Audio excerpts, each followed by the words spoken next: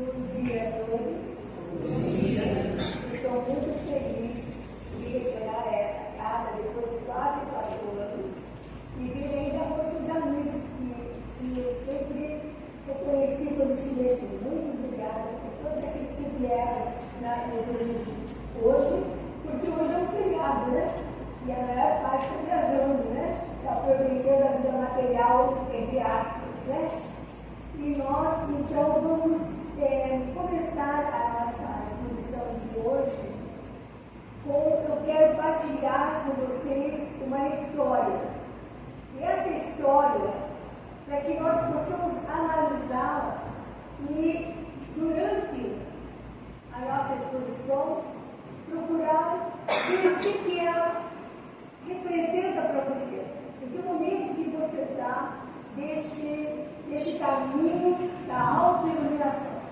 Porque todos nós estamos aqui, segundo a questão 132 do Livro dos Espíritos, para evoluir, para crescermos em direção a Deus. Portanto, o nosso objetivo principal de estarmos aqui somos espíritos imortais e viemos buscar conhecimento, sabedoria, prática, para que possamos realmente passar pelas provas necessárias e um dia chegarmos a sermos espíritos puros. Então, a história tem por título, aliás, antes do título, o livro. O livro é Jesus no Lar, Neio Lúcio, o autor espiritual, Francisco Cândido Xavier, o autor encarnado. A mensagem é de número 25, que é a visita da verdade. Conta, Lúcio, quando Jesus, na casa de Pedro, fazia aquele evangelho no lar, o culto no lar, ele pronuncia que a verdade libertará o homem. Só a verdade libertará o homem. E aí Pedro, que é muito interessado no assunto, pergunta a Jesus: sim, mas o que é a verdade? Qual é a verdade? E aí Jesus diz que a verdade total é a luz divina total que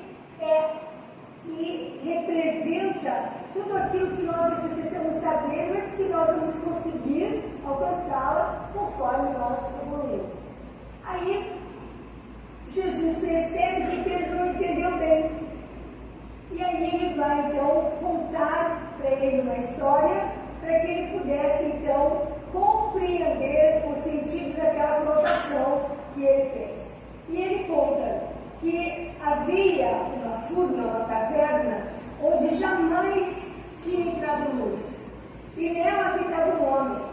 E este homem reclamava o tempo inteiro do cheiro mau da caverna, porque a caverna era fétida, cheirava muito mal. E ele não entendia por que ele estava retido ali, porque não havia porta nem janela abertas, e que ali ele estava preso há muito tempo, mas um cheiro tão forte que ele não conseguia mais viver, porque estava quase irrespirável. E aí ele reclama, e ele não entende por que ele. Embora ele se considerasse muito melhor que os outros, ele como todos nós, hipocritamente, perguntava-se: mas por que eu, né? Por quê? E assim ele ficou, e Deus, compadecido nessa situação, enviou a ele a fé. E a fé chegou até esse homem, tentou lhe mostrar a imortalidade da vida, dar-lhe consolo necessário por meio desta coragem necessária para ele permanecer. E ele, de pronto, mais consolado ficou. Contudo, algum tempo depois começou a reclamar tudo novamente. Era as mesmas reclamações, ele se considerando indigno, que não podia estar ali, e aí ele começa então a cada vez mais reclamar, e nosso Criador, mais uma vez compadecido, manda a esperança. E a esperança comparece e ajuda a entender procura passar a ele que ele persista na oração e ter a certeza de que ele realmente vai conseguir um dia sair dali. Consolado por um tempo, assim ele ficou. Contudo, dali, mais alguns dias, ele começou a reclamar novamente. Aí, Deus, na sua infinita misericórdia, mandou a caridade. E aí a caridade chegou, consolou, deu-lhe de comer, deu-lhe o conforto necessário e ele se acalmou. Mas, dali a semanas, ele começou novamente a reclamar e Deus, como último recurso, mandou aquele filho a verdade. E a verdade chegou como uma imensa luz. E ao iluminar a caverna, completamente iluminada aquela caverna, o homem percebe que todo o mau cheiro que tem dentro da caverna é dele. Ele está todo chagado e com as chagas repletas de pus. E aquilo produziu um mau cheiro incrível. E ele naquele momento ficou horrorizado com o que ele viu. E a verdade abre uma porta para que ele possa sair então e fazer a sua jornada evolutiva. E o que ele faz? Ele fica tão envergonhado, fica tão assustado, que com tanta falta de vontade de modificar, que ele sai correndo e entra numa outra furna. E aí ele se esconde. E aí Jesus nos coloca que é esta mais ou menos a posição do homem aqui na Terra. Homem e mulher, obviamente a gente usa a palavra homem, mas é a posição do ser humano aqui na Terra.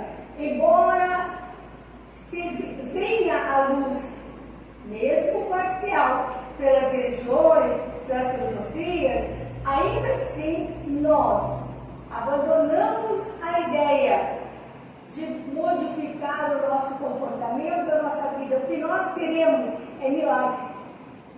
É um milagre que um dia aquele homem esperou, que saísse aquele mau cheiro e que ele fosse para um lugar melhor. Só que o milagre era ele tinha que fazer milagre.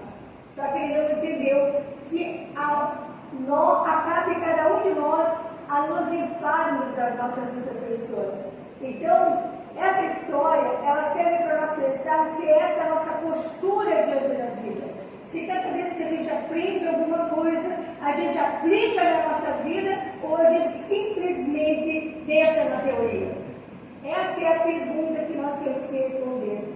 Porque quando se fala em fé, nós vamos descobrir que a fé verdadeira é aquela que nos torna fiel àquilo que nós acreditamos. Então, uma das formas de interpretação de fé, como vocês vão ver aqui.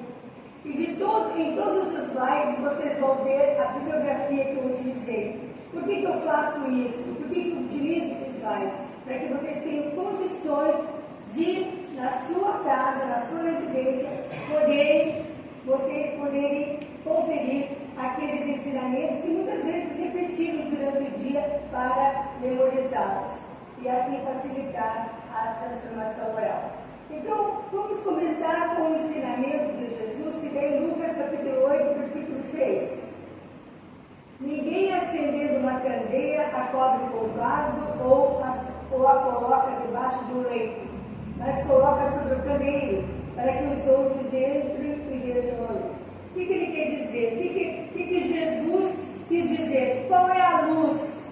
A luz é a verdade, é a luz da sabedoria. Então, quando nós descobrimos um caminho, quando nós descobrimos, por exemplo, nós estamos aqui reunidos numa casa espírita. Então, em tese, todos nós acreditamos que esta filosofia de vida, que esta religião, entre aspas, ela pode nos auxiliar a conseguirmos a famosa autoiluminação. Senão nós não estaríamos aqui. Nós estaríamos em templo budista, ou estaríamos em templo evangélico, né? Mas o fato de nós estarmos aqui já demonstra que nós acreditamos nessa doutrina. Que acreditar, nós lemos, escutamos e achamos que aqui está uma parte da verdade. Ora, essa parte da verdade é aquela que nos cabe nesse momento. Então, o que nós vamos entender em seguida? Se nós formos ver o que é, já que o título é coragem da fé, nós temos que entender o que é a coragem, né? Porque existem vários sentidos para a coragem. Então, nós temos que ver qual que nós vamos adotar aqui. Então, o número 1 é força ou energia moral diante do perigo. 2, sentimento de segurança para enfrentar situações de dificuldade moral. Então, a coragem aqui não é aquela coragem de pular de paraquedas, atravessar o mar, não. É uma outra coragem que talvez nós ainda não estejamos acostumados. A coragem de sermos fiéis àquilo que a gente acredita. Que dá sentimento de segurança para enfrentar as situações de dificuldade moral. Por quê, gente? Porque nós estamos num momento na Terra que estamos sofrendo muitas interferências negativas em função do nosso nível moral. E aquele que é diferente, de pronto, muitas vezes, ele é agredido, ele é denegrido. Por quê? Porque ele contraria a massa, ele contraria de alguma forma o pensamento da maioria. Então, vamos à definição da palavra fé. Nós vamos ver que ela tem origem no grego, no hebraico, no latim. E vamos ver que a fé é convicção de algo de verdade, mas ela é também fidelidade, lealdade e fé. Vocês conseguem entender esta fé maior de acreditar? Então, eu vou contar uma outra história para vocês. No livro Muro de Pedra, né? Eu acho que é do Wallace Leal Rodrigues, do Vale Leal Rodrigues, ele vai contar, tem uma passagem, olha gente, eu aconselho vocês, aqueles que não leram ainda, leiam, porque não é um livro psicografado, é um livro do próprio autor, do Wallace Leal Rodrigues, mas com certeza inspirado, é um romance muito bonito, muito bonito. No começo ele é um pouco denso, um pouco complicado, porque tem muito nome, mas depois ele fica muito interessante. E neste livro, ele vai contar a história do cristianismo. Quando o cristianismo surgiu e numa determinada parte do mundo, e que o que aconteceu com ele, as alterações que ele sofreu depois com o catolicismo. Então, naquele momento, a personagem principal, que é uma moça, ela é da Croácia, se não me falha a memória, e o personagem masculino principal vai ser o Cristo, que é o romano. E eles se apaixonam e vão tentar viver aquele romance que realmente não era possível. Mas dentro dele, nessa história do cristianismo, tem a história de 44 jovens, se não me falha a memória, que eram adeptos do cristianismo, eram fiéis ao cristianismo, e eles se reuniam o tempo inteiro para tentar vivenciar aquilo baseado nos escritos de Mateus, nos rascunhos de Mateus, para poder ver se eles conseguiam fazer a diferença, multiplicar o ensino de Jesus. E aí eles se reunindo, mas eles eram bastante perseguidos, eles tinham que se esconder, tudo isso. E no dia que eles foram descobertos, esses jovens, que eram muito jovens, eles foram presos. E ao serem presos, eles ficaram tempo e eles foram condenados, mas ninguém sabia a que eles tinham sido condenados. A que pena. E aí, naquele dia, que as famílias sabiam que eles iam receber a punição, foram todos próximos do local onde eles iam sair para acompanhá-los. E quando aqueles jovens, 40 e poucos jovens, saíram dali, eles começaram a seguir, todas as famílias daqueles jovens começaram a seguir e fizeram uma multidão. E aí os soldados romanos iam na frente de cavalo e eles a pé seguiam. Caminharam muito, e eles não sabiam onde iam chegar. Até num determinado momento, depois de muito tempo caminhando, eles pegam um atalho e vão e ficam diante de um lago, um imenso lago. E ninguém entende o que acontece. E ao chegar nesse imenso lago, eles descem do cavalo e começam a fazer um templo para Júpiter. E começam a arrumar sacrifícios, né? Oferendas, melhor dizendo. E os jovens, eles mandam ficar em filas. E eles ficam em filas e eles mandam caminhar em direção ao lago. E quando eles começam a caminhar em direção ao lago, um a um, eles vão cada vez, eles continuam andando, porque o soldado romano mandava ele andar. Ele ia uma vez, ele ia indo. Quando chegaram na água no tornozelo, depois no joelho, depois eles achavam que ia parar porque estava no peito, até o pescoço. Aí todos eles com a água no pescoço ficaram imóveis dentro do rio. E a multidão olhando. E aí eles começaram a fazer fogueiras, porque a temperatura já no final da tarde estava descendo, e a personagem principal do livro, essa moça, percebeu que ela estava assistindo, porque era o irmão, um dos jovens era irmão dela, ele estava, que a temperatura estava descendo, e ela já sabia o que ia acontecer. Eles iam deixar eles morrerem congelados, porque a água ia congelar durante a madrugada e cada um iria morrer congelado. E aí o comandante vira-se para aqueles jovens e diz: aquele que sair negar Cristo e fazer uma oferenda a Júpiter tem a vida salva.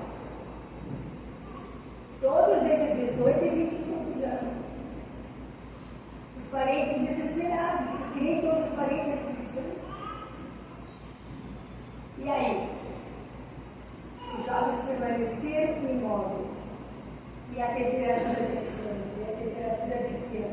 Aí quando eles sentem que fica muito frio, eles começam a cantar.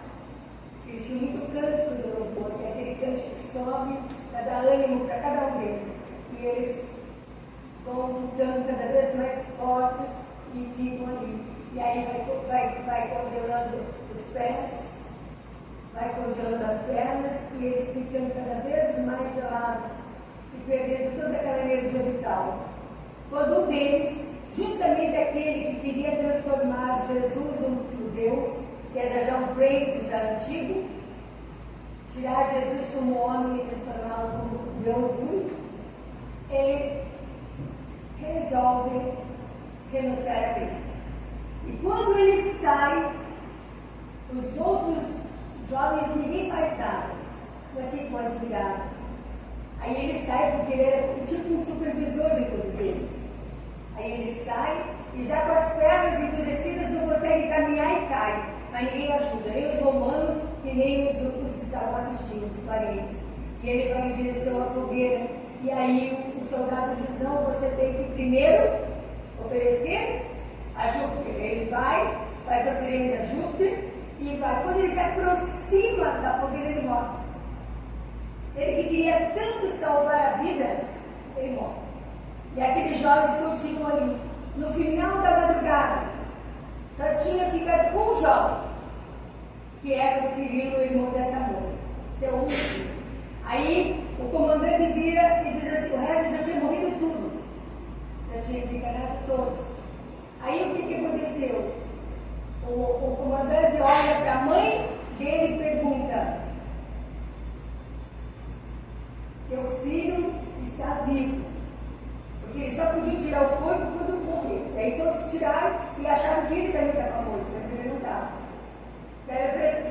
Você pode tirar. Se você, em nome do seu filho, e negar ao Cristo e fizer uma oferenda.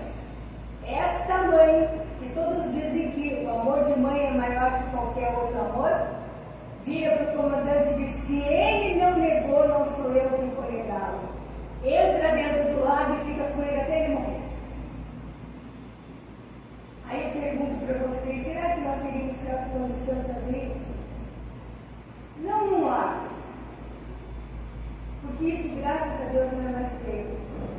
Mas será que nós temos realmente a fé, a coragem necessária para perdoarmos porque aprendemos que devemos perdoar? Para não sermos egoístas porque aprendemos a não ser egoístas? Para não sermos orgulhosos porque aprendemos que não devemos ser orgulhosos? Porque tudo isso a doutrina ensina. Para fazermos o bem, que essa doação de nós mesmos, será que nós conseguimos fazer isso? Porque eles conseguiram algo mais difícil São Francisco ensina, é perdendo a vida que se ganha. Não é assim? É morrendo que se vive para a vida eterna. Então, o que ele está querendo dizer? Não é a morte física, é a morte para os nossos desejos, para as nossas paixões, que prejudicam o outro, porque o desejo e a paixão é natural. Agora, desde que não prejudique o outro. O desejo e a paixão fazem parte, só que ele não pode prejudicar o outro. Porque o nosso direito vai até onde começa o direito do outro. Então nós jamais poderíamos rezar, ainda que a gente se apaixonasse por alguma coisa muito, por uma profissão, nós não poderíamos rezar no concurso, nós não poderíamos, por quê? Porque nós sabemos que quem reza um concurso está prejudicando o candidato que iria passar. Quem trai a esposa está prejudicando as duas pessoas. Quem trai o marido está prejudicando. Quem não educa corretamente o filho, moralmente falando, está prejudicando a sociedade, gente. Ele vai ser um cidadão do mundo. Será que nós estamos conseguindo fazer esse papel de transformadores da sociedade? Porque o mundo só vai mudar a hora que os moradores do planeta Terra mudarem. Será que nós estamos fazendo a nossa parte? Será que nós pegamos a nossa luzinha e cobrimos com uma cesta? Ou nós somos um exemplo no nosso trabalho, na nossa casa, na nossa convivência social? Será que nós somos esse exemplo?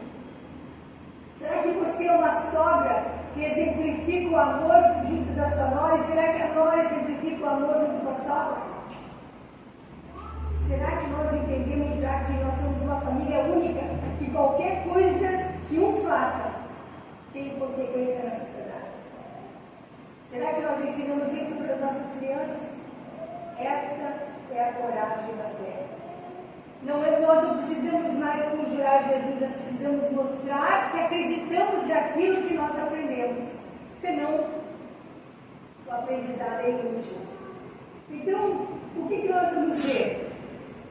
A fé, ela difere da crença, porque ela tem que produzir em nós um sentimento de certeza. Sentimento de certeza de tal maneira que altera a nossa maneira de pensar e a nossa maneira de viver. Eu trabalho com conceitos porque a gente precisa entender do que nós estamos falando, porque às vezes fala coragem, mas não sabe exatamente do quê. Então, o que ele diz? Que produz influência na atividade mental e espiritual dos homens, devendo normalmente dirigir a sua vida.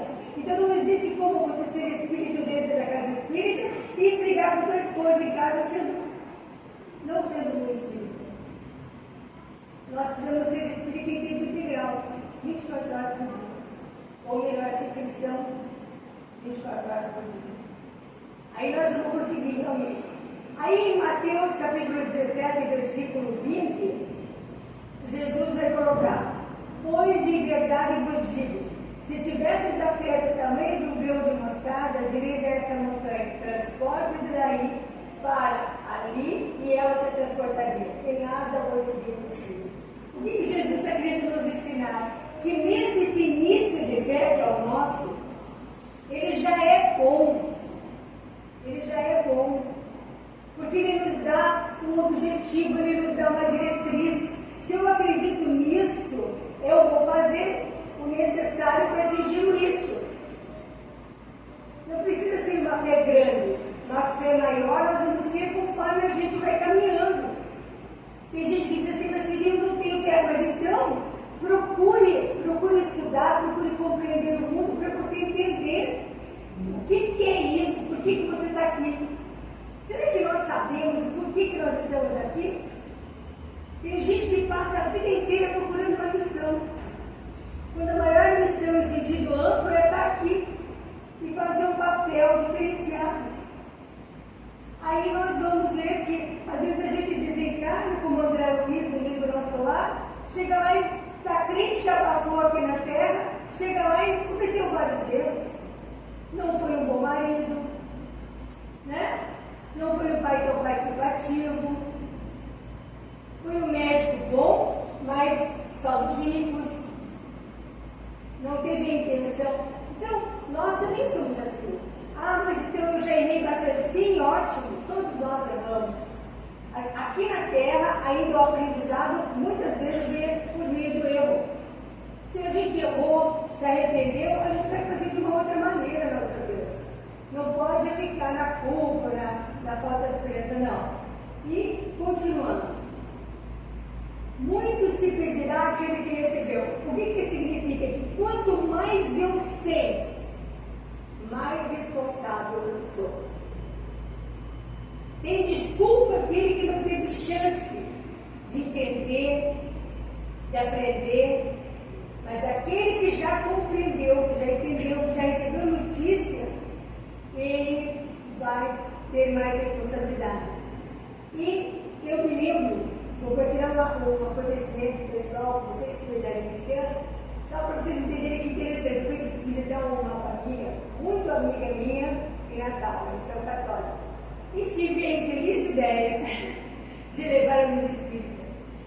Mas é porque, na época, eu achava que dando livro, né, podia. Aí minha amiga pegou o livro, muito delicadamente, agradeceu. Mas, olha como ela foi honesta. Ela disse: adorei seu presente, mas eu vou falar para você uma coisa, eu não vou nem abrir. Eu falei: mas por quê? Ela falou assim: porque eu tenho certeza, que se eu abrir, eu vou ficar mais responsável. Eu tenho certeza que eu vou encontrar aí alguma coisa. Foi a coisa mais interessante do mundo. E aí ela não abriu. Ela deu para alguém, sei lá o quê. Quando, anos mais tarde, ela teve câncer. E onde vocês acham que ela foi procurar recurso? Para entender. Mas a vida é assim, gente. Não adianta eu dizer assim: não quero estudar, porque se eu estudar, vou ser responsável. Aí eu vou perguntar: mas você teve disponibilidade, por que você não estudou? Perdeu tempo. Né? Pelas suas obras é que se reconhece o cristão. Muito bem. Qual é a obra que Jesus está falando? É obra material? Gente, não. Porque senão aquele nosso irmão que não tem recurso, não poderia fazer. Ele está falando em obra moral, em obra interna. Ele fala assim: olha, se você realmente é um cristão, você vai viver de acordo com aquilo que você acredita. É esta a obra maior, a nossa autotransformação. Eu posso fazer os hospitais mais caros da terra, doar tudo que eu tenho em dinheiro, se eu não me autotransformar, o valor é claro que a caridade material é importantíssima. É uma maneira da gente praticar, mas não é esse o fim. O fim é quando nós sentimos a necessidade automaticamente, é espontâneo. Nós sentimos a necessidade de auxiliar o outro. Então, vamos adiante. Assim, olha só o que Jesus coloca, gente. Aqui nós temos que estar realmente preocupados. Assim, todo aquele que se declarar por mim diante dos homens, eu também me declararei por ele diante do meu Pai, que está nos céus. Mas quem me negar diante dos homens, também o negarei diante do meu Pai, que está nos céus. Pois quem se envergonhar de mim e das minhas palavras, o Filho do Homem se envergonhará dele, quando vier na sua glória, na glória do Pai e dos santos anjos. É tão difícil, gente, você vivenciar aquilo, que eu me lembro de que no vestibular da PUC, nos anos anteriores, olha, tem algum espírito mexendo. Ele está querendo que me apresse, mas eu tenho que ter que ver. Aí o que acontece? Então, no vestibular da PUC, a minha sobrinha, mais de 20 anos, que foi fazer o vestibular, se sentia, me perguntaram se eu sou espírita ou católica. Eu fiquei com medão de colocar espírita. Por quê? Porque ela ficou indecisa qual era a finalidade daquela pergunta. E muitas vezes é assim: qual é a religião que você tem? Ah, eu não tenho religião. Mas você tem uma religião, você tem uma filosofia de vida. Mas às vezes a gente não assume porque não é vantajoso. Não é vantajoso. Não é bom. Você vai contrariar aqui. Ninguém precisa contrariar ninguém, mas convidado a participar, você tem que colocar a sua opinião. Né? Então, Vamos adiante. Chamando para perto de si o povo e os discípulos, disse Jesus, se alguém quiser vir nas minhas pegadas, renuncie a si mesmo, tome a sua cruz e siga-me.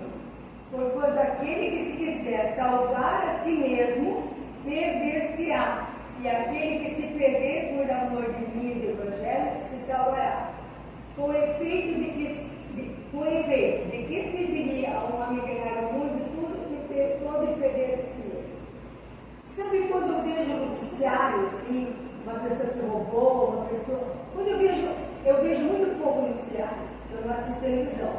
Mas quando na internet eu procuro alguma notícia e vejo esses escândalos que estão acontecendo em termos de mundo, por exemplo, essa guerra da Ucrânia e da Rússia, esse problema de Israel, as corrupções em todos os países, em especial a nós, eu fico pensando assim, por que eles estão querendo tanto poder e tanto dinheiro, porque eles não são daqui, eles não vão ficar aqui.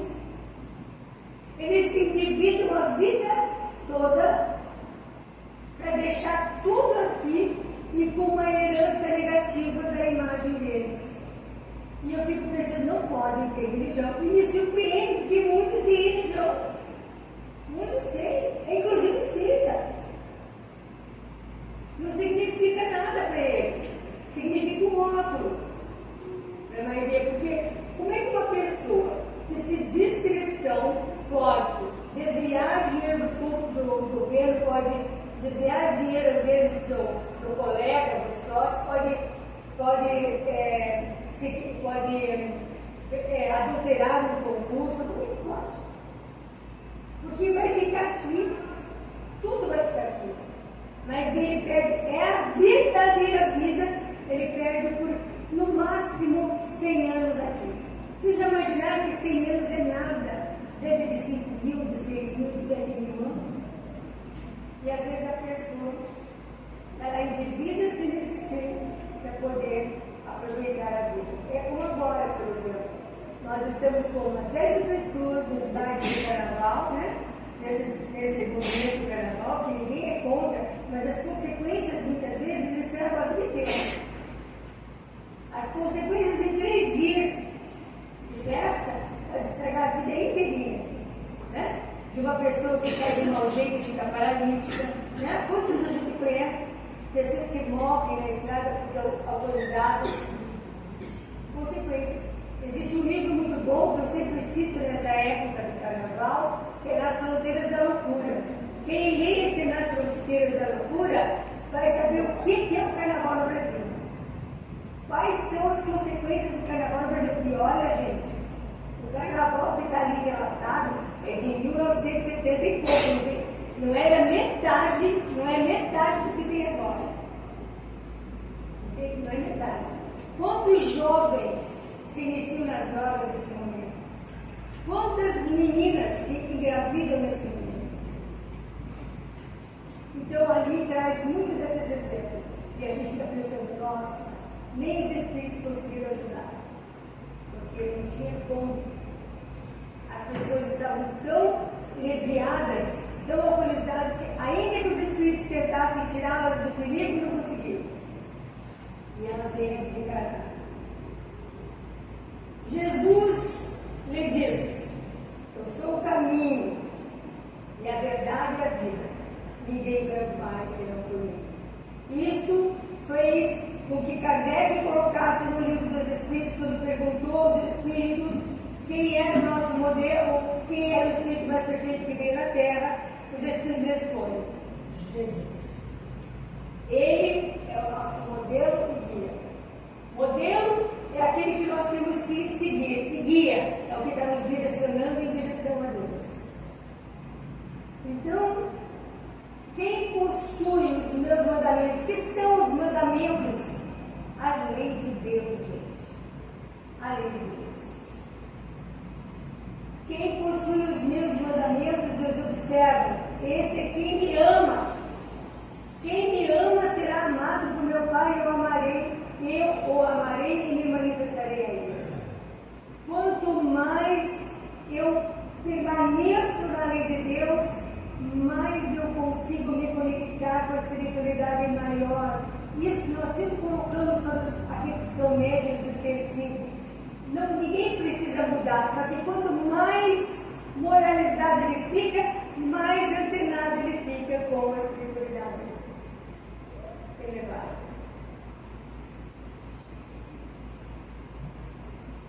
Nem todo aquele que me diz Senhor, Senhor, entrará no reino dos céus, mas aquele que realiza a vontade de meu Pai que está nos céus.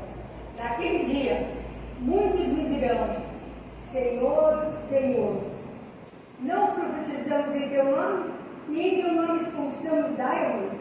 E em teu nome fizemos muitos prodígios? Então declararei a eles, nunca vos conheci. Apartai-vos de mim, obedecendo. O que ele está dizendo? Que existem muitas pessoas hipócritas. Elas falam alguma coisa, mas não praticam aquilo. Então, o que ele está dizendo? Na hora que nós tivemos que fazer o confronto com a nossa consciência, não é o que a gente falou, é o que a gente fez, o que a gente pensou. E isso é a parte mais interessante. Não adianta nós conhecermos a doutrina, adianta nós nos educarmos emocionalmente de acordo com a doutrina para fazermos a diferença. E por último, eu quero apresentar para vocês agora o Espírito das Antenas vai cair. Pois é independente. Tá bom.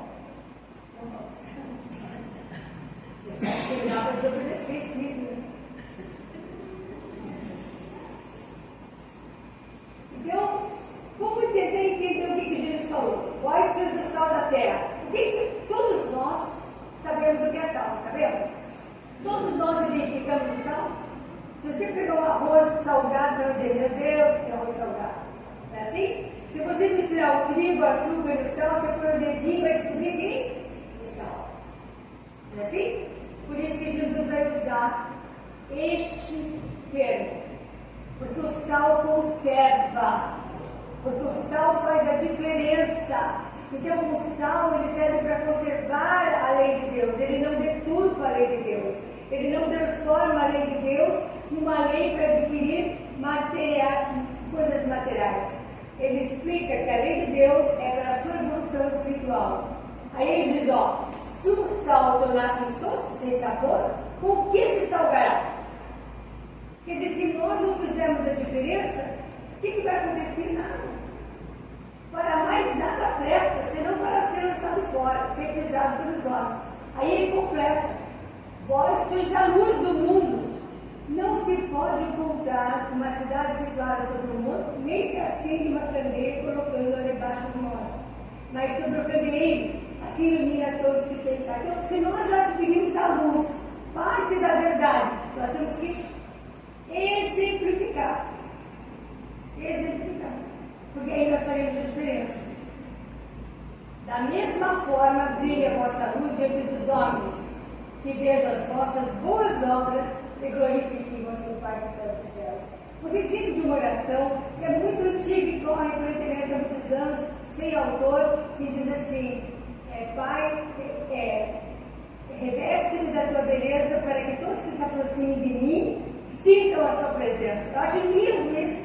Você pedir que você esteja tão repleto de amor que aquele que se aproximar, graças a Deus que você chegou aqui. É a coisa mais, acho que é a alegria mais profunda que nós podemos ver alguém dizer para você, graças a Deus que você veio.